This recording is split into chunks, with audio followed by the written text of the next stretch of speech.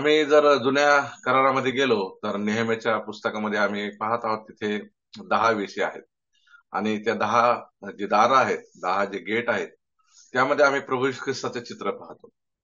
परंतु असेच 10 जे दारं आहेत ते नवीन करारामध्ये सुद्धा आहेत आणि ते वेगवेगळे दारं आहेत ते आज आम्ही थोड्या वेळात पाहणार आहोत.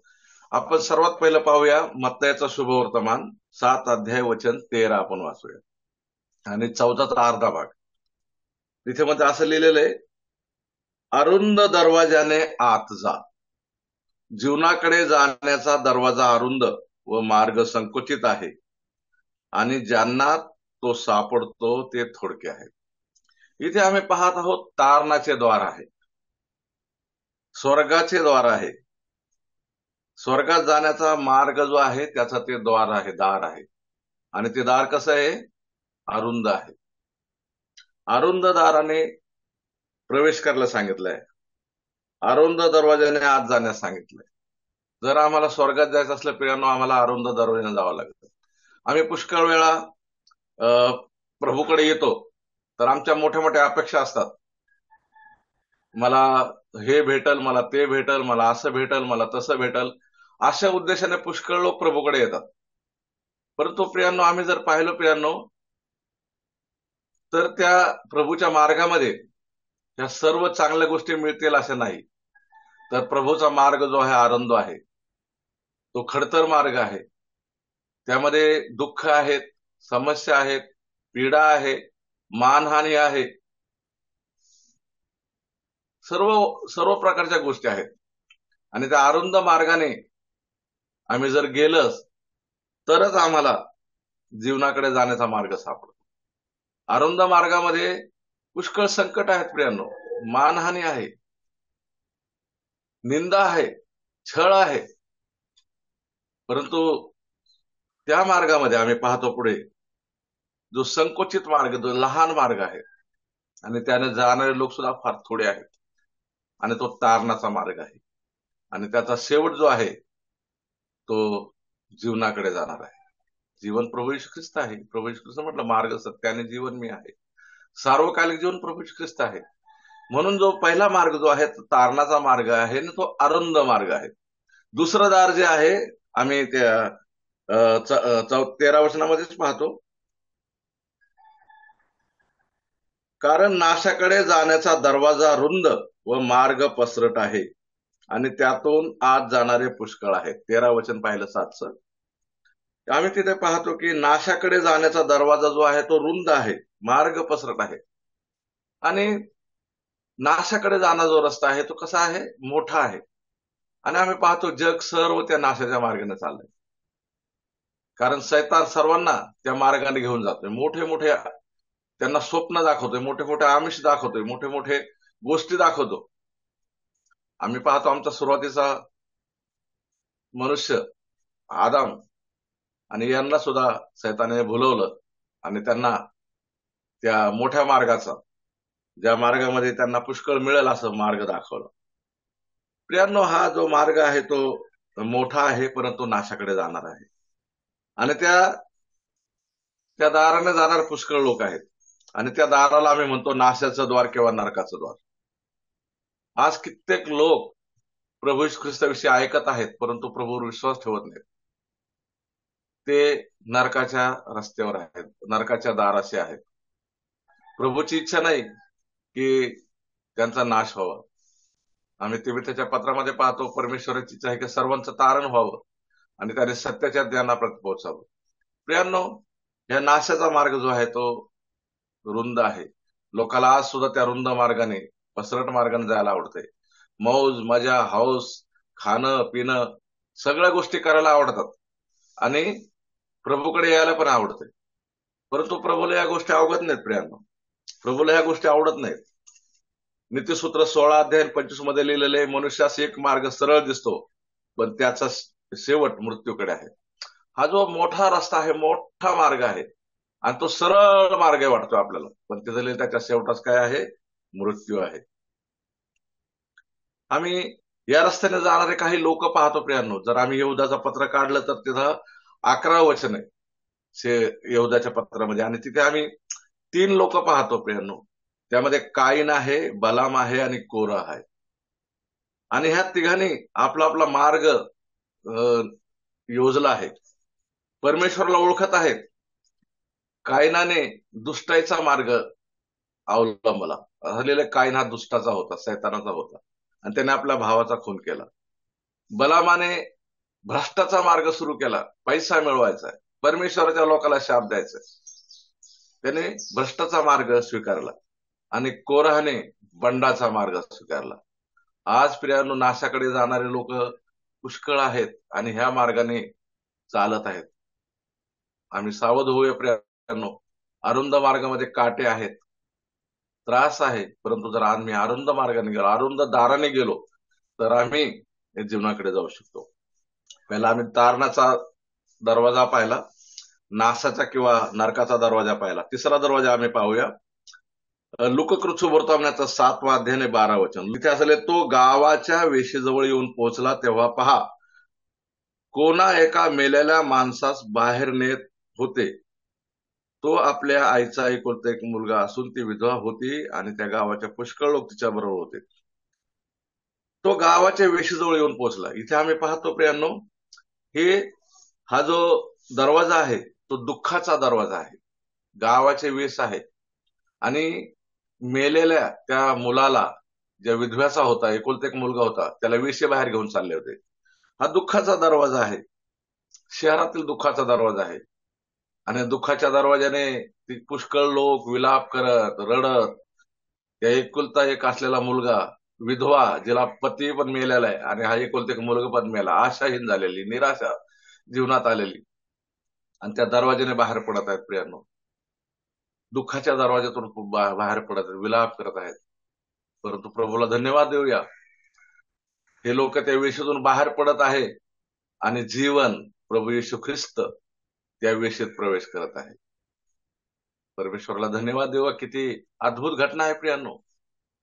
मरण बाहेर पडत आहे, परंतु जीवनात प्रवेश करत आहे. आणि त्या जीवनाने त्या वेशीत थांबवलं त्यांना. मुलाच्या तिरडीला स्पर्श केला, मुलगा उठून बोलू लागला. दुःखाचं जो दार होतं, ते आनंदाचं दार झालं आम्ही पाहतो. चौथं दार पाहूया, लुककृत्सु वर्तमान 16 अध्याय 20 वचन. 19 पासून वाचतो. कोणी एक श्रीमंत मनुष्य होता, तो जांभळी व तलम वस्त्रे घालीत असे आणि दररोज थाटामाटाने ख्याली खुशालीत राहत असे. त्याच्या दरवाजाजवळ फोडाने भरलेला लाजर नावाचा एक दरिद्र माणूस टाकण्यात आला होता. आम्ही इथं पाहतो प्रियांनो, एक विलासी दार आहे, एकदम विलास आहे तिथे. तिथे ख्याली खुशाली चालते आतमध्ये, घरामध्ये, आणि तिथे थाटमाट चाललाय, ख्याली खुशाली चालली. परंतु बाहेर आहे त्या दाराजवळ एक फोडाने भरलेला मनुष्य टाकलेला आहे. घरच्या माणसाने टाकलंय प्रियांनो त्याला. आसरा नाही, निराश्रित आहे, काही करू शकत नाही, फोडाने भरलेला आहे, आजारग्रस्त आहे, दुर्लक्ष झालेला आहे. आतमध्ये विलास चालू आहे, ख्याली खुशाली चालू आहे, दररोज थाटमाट चालू आहे, परंतु त्याकडे लक्ष नाही. पण प्रियांनो, आम्ही धन्यवाद देतो. आम्ही पाहतो हा जो दाखला प्रभू येशू ख्रिस्ताने दिलाय, तर स्वर्ग आणि नरकाचं चित्र आहे पूर्ण. स्वर्ग कसा आहे, नरक कसा आहे, याचं चित्र आहे तिथे. आणि आम्ही पाहतो की हा जो श्रीमंत मेल्यानंतर जो नरकात जातो, श्रीमंत मनुष्य, तो का नरकात जातो? असं लिहिलं की तो म्हणतो, माझे भाऊ, तुम्ही जाऊन सांगा माझे भाऊ तरी पश्चाताप करतील. त्याने पश्चाताप केला नव्हता आणि म्हणून तो अधोलोकात गेला होता, यातना भोगत होता ज्यावेळेस मेला त्यावेळेस. परंतु हा फोडाने भरलेला, दुःख विलासाच्या दारात असलेला, निस्सहाय्य असलेला, याने पश्चाताप केला असेल. कदाचित एखादा सेवक त्याच्या घरी सांगायला गेला असेल प्रभूचा, एखादा त्यावेळेस प्रभूचे सेवक असतील, प्रभूचा दास असेल, श्रीमंताकडे सांगायला गेला असेल, श्रीमंताने नाकारला असेल. परंतु या फोडाने भरलेल्या दारातील माणसाने प्रभूवर विश्वास केला असेल, पश्चाताप केला असेल, आणि म्हणूनच हा सुख लोकांमध्ये आहे प्रियांनो, अब्रामाच्या उरशी आहे. तर या विलासी दारामध्ये पडलेला सुख लोकात आहे, परंतु विलासाच्या घरात असलेला मनुष्य अधोलोकात यातना बघतोय. तर हे विलासाचा द्वार आम्ही पाहिलं. पाचवा जो दरवाजा आहे तो आम्ही प्रिसराचे कृत्य 3रा अध्याय, प्रिसराचे कृत्य 3रा अध्याय आणि वचन 2. तेव्हा जन्मापासून पांगळा असलेला कोण एक मनुष्य होता. पहिल्या वचन, पेत्र व योहान हे 3ऱ्या प्रहरी प्रार्थनेच्या वेळेस वरती मंदिरात जात होते. तेव्हा जन्मापासून पांगळा असलेला कोण एक माणूस होता. त्याला मंदिरात जाणाऱ्या जवळ भीक मागण्यासाठी म्हणून दररोज उचलून मंदिराच्या सुंदर नावाच्या दरवाजाजवळ ठेवत असत. इथे आम्ही पाहत आहोत एक पांगळा आहे, जन्मापासून पांगळा आहे आणि वरतून भिकारी आहे आणि मंदिराच्या दाराजवळ सुंदर नावाच्या दरवाजाजवळ त्याला ठेवतो, कारण मंदिरात जाण्याचा रस्ता तिथे होता आणि लोकांकडून काही मिळावं या उद्देशाने त्याचं लक्ष लोकांकडे असायचं की माझी गरज भागवली जावी. हा गरजेचा दरवाजा आहे. माझी गरज भागवली जावी म्हणून तो लोकांकडे पाहायचा, भीक मागत असेल, हात पुढे पसरवत असत, कटोरा पुढे पसरवत असत आणि घरच्या माणसाने त्याला तिथे नेऊन ते बसवायचे. हा सुंदर दरवाजा आहे प्रियांनो. ही जी पूर्ववेस आहे यरुशलेम मधली, आणि तिला सोनेरी वेस पण म्हटलंय, गोल्डन गेट पण म्हटलेलं त्याला. ती पिवळ्या दगडाने बनवलेले ती आहे वेस. जेव्हा सूर्याचे किरण सकाळी पडतात तर ते एकदम सोनेरी सोनेरी ती हे दिसते वेस. आणि तिथं सुंदर दरवाजा आहे ज्याने प्रवेश करता येतो आणि तिथे त्याला ठेवत होते. बाजूला मंदिर आहे परमेश्वराचं, तो मंदिरात जाऊ शकत नाही कारण पांगळा आहे. फक्त गरज आहे त्याची की त्याला काहीतरी मिळावं. तर आम्ही पुढे पाहतो प्रियांनो, यावर प्रभूची कृपा झाली आणि पेत्र आणि योहानाने त्याला बरे केलं. आम्ही पाहतो गरजेच्या दरवाजाजवळ बसलेला हा असहाय्य असलेला, निस्सहाय्य असलेला, काही करू न शकणारा, भीक मागणारा, स्वतःसाठी फक्त भीक मागणारा, आणि बहुतेक त्याचे घरचे लोक पण त्याच्या पैशावर मौज मजा करत असतील, परंतु याच्या जीवनामध्ये किती मोठं पांगळ पण होतं. स्वतः चालू शकत नाही, मंदिरात जाऊ शकत नाही, परंतु आम्ही पाहतो त्याची गरज पूर्ण झाली, तो बरा झाला. आणि आम्ही पुढचं जर पाहिलं तर तो मंदिरात दिसला, बाहेर बसणारा मंदिरात. आमची स्थिती आहे प्रियांनो ती, जे आम्ही असहाय्य निस्सहाय्य होतो, परंतु प्रभूने आमची आत्मिक गरज भागवली, आज आम्हाला मंदिरात नेलं आहे. दुसरे दरवाजा आम्ही पाहू, प्रेषिताचे कृत्य 10वा अध्याय आणि वचन 17. आपण पाहिलेला दृष्टांताचा अर्थ काय असावा याविषयी पेत्र विचारात पडला असता, पहा कर्णल्याने पाठवलेली माणसे सिमोनाचं घर शोधल्यावर दरवाजाजवळ येऊन उभे राहिली. प्रियांनो, हा जो दरवाजा आहे हे संधीचं दार आहे. एक संधी मिळाली तिथे. पेत्र सिमोन चामारच्या घरी आहे यापोमध्ये, आणि तो सकाळी उठून वरती आम्ही पाहतो तो ढाब्यावर गेलाय, वरती गेला, गच्चीवर गेलाय. त्यांनी प्रार्थना केली आणि प्रार्थना केल्याबरोबर आम्ही पाहतो त्याच्या प्रार्थनेमुळे स्वर्ग उघडल्याला आम्ही पाहतो. आकाश उघडलं, आकाशातून पात्र त्याच्या समोर आलं आणि त्याला सांगितलं मारून खा. आणि मग त्याने सांगितलं मी काही अशुद्ध अजून कधी खाल्लं नाही. प्रियांनो, त्याला परमेश्वर संधी देत होता आणि त्याच्या प्रार्थनेमुळे दरवाजा उघडला. आणि त्याला नंतर सांगण्यात आलं की कर्णल्य जो आहे, कर्णल्याविषयी पुष्कळ चांगल्या गोष्टी आहेत, परंतु त्याचं तारण नाहीये. कर्णल्याविषयी आम्ही जर पाहिलं तर तो नीतिमान आहे, देवाचं भय बाळगणारा आहे, दान धर्म करणार आहे, प्रार्थना करणार आहे, नित्य प्रार्थना. या सगळ्या गोष्टी त्याच्या जीवनात आहेत, परंतु त्याचं तारण नव्हतं. आणि त्या विदेशी असलेल्या, अन्नजाती असलेल्या, विधर्मी असलेल्या माणसाकडे पेत्राला प्रभूने पाठवलं. त्यासाठी स्वर्ग पहिला उघडला, त्याला दर्शन मिळालं. आणि आम्ही पुढे पाहतो की ते संधीचं दार उघडलं आणि जेव्हा पेत्र तिथे गेला प्रियांनो, कर्नलच्या घरामध्ये, त्याच्या घराण्याचे पुष्कळ लोकांनी वचन ऐकलं आणि त्यांचा बाप्तिस्मा झाला. आणि प्रथमच परदेशी लोकांवर, विदेशी लोकांवर, अन्य जाती लोकांवर पवित्र आत्मा उतरला. प्रभूने संधी दिली प्रियांनो, संधीचं दार आहे. आज पण प्रियांनो संधी आहे. आमच्या महाराष्ट्रात अजून अँटी कन्व्हर्शन कायदा लागला नाही प्रियांनो, आम्हाला संधी आहे. सुवार्ता सांगावं, लोकांना पुष्कळाकडे आणावं, पर प्रभूची हीच इच्छा आहे प्रियांनो. तर संधीचं द्वार आम्ही इथे पाहत आहोत. आम्ही दुसरं एक 7वा दरवाजा पाहतो, प्रेषित 12:10. नंतर पहिला व दुसरा पहारा ओलांडल्यावर ते नगरात जाण्याच्या लोखंडी दरवाजापर्यंत आल्यावर तो आपोआप त्याच्यासाठी उघडला गेला आणि ते बाहेर पडून पुढे एक रस्ता चालून गेले, तोच देवदूत त्याला सोडून गेला. प्रियांनो, आम्ही इथे पाहत आहोत 12व्या अध्यायामध्ये हेरोदाने मंडळीच्या लोकांना छळायला सुरू केले आणि त्यांच्यावर हात टाकलाय आणि योहानाचा भाऊ जो याकोब आहे त्याचा त्याने तलवारीने वध केलाय.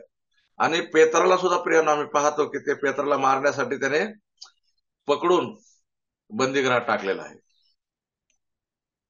आणि बंदीगृहात असताना आम्ही पाहतो मंडळी प्रार्थना करत आहे आणि हा जो दरवाजा आहे हा लोखंडाचा दरवाजा आहे.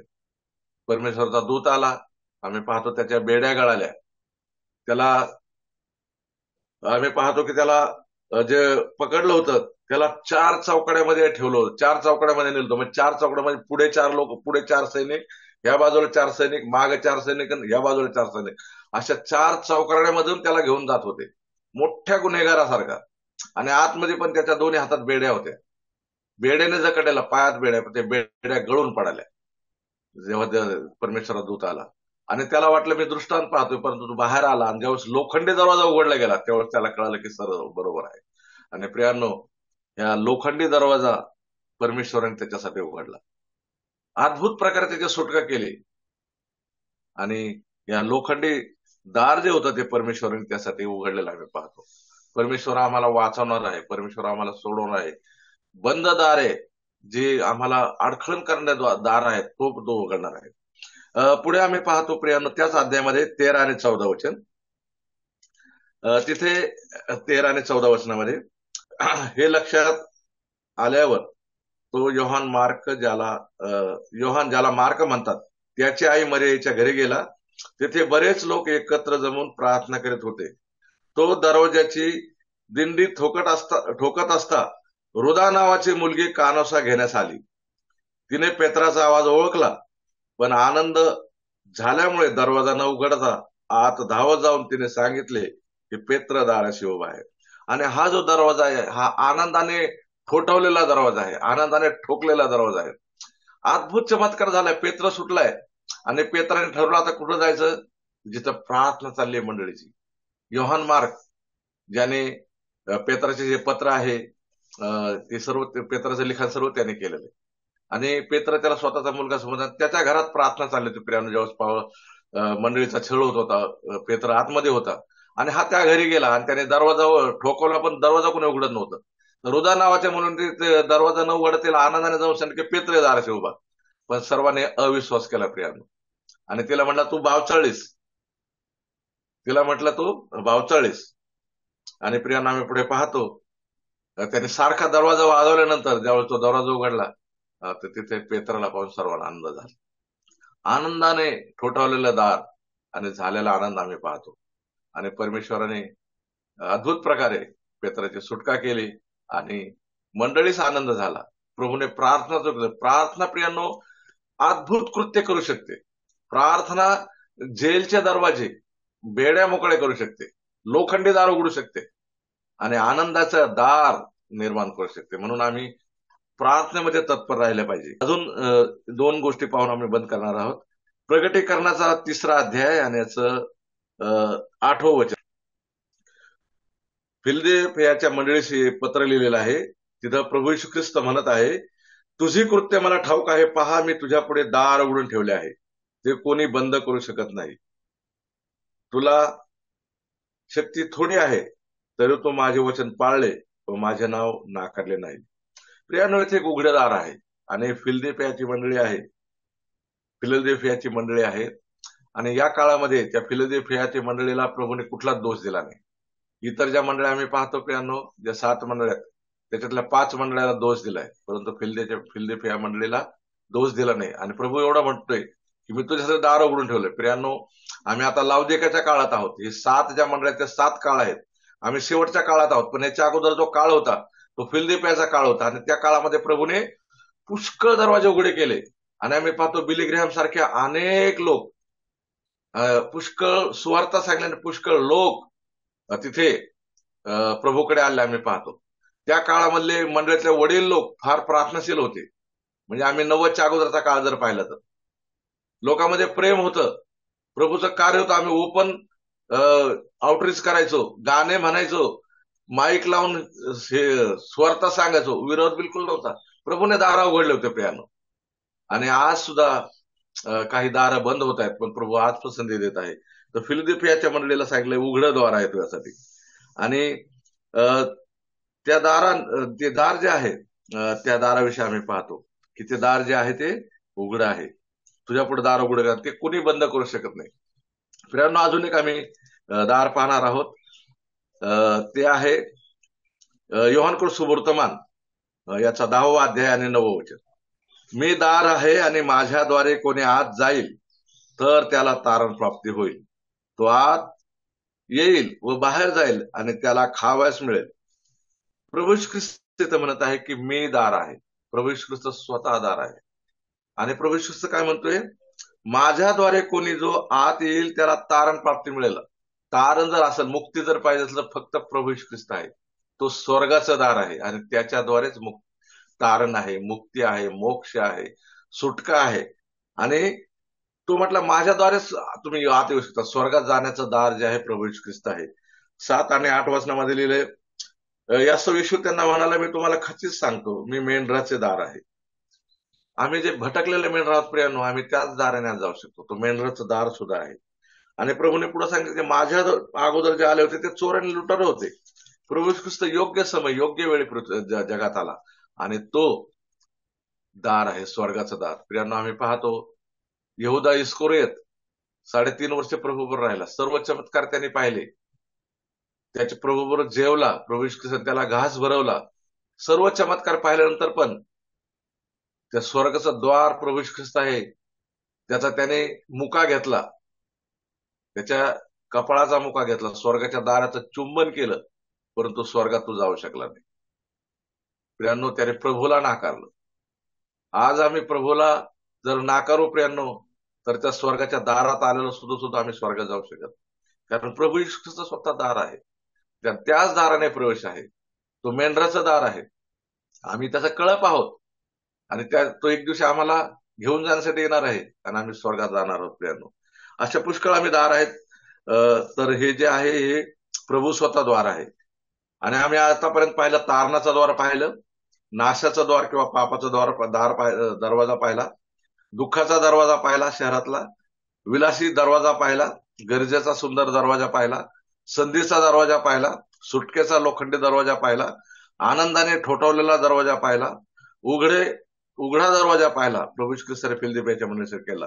आणि प्रभू येशू ख्रिस्त स्वतः जे दार आहे, हे 10 आम्ही दार पाहिलेले आहेत. आणि प्रियांनो, जर आम्ही प्रगटीकरण 3:20 मध्ये पाहिलं तर प्रभू येशू ख्रिस्त म्हणतोय, पहा मी दाराशी उभा आहे आणि दार ठोकतो. प्रियांनो, आमचं हृदय सुद्धा एक दार आहे आणि प्रभू आमचं दार ठोकवतोय आणि तो म्हणतोय की जो कोणी उघडल मी आज जाईल त्याच्या बरोबर जेवेल. प्रभू येशू ख्रिस्त आमंत्रण आहे, तो दार ठोकवतोय. प्रियांनो, वाट पाहत आहे.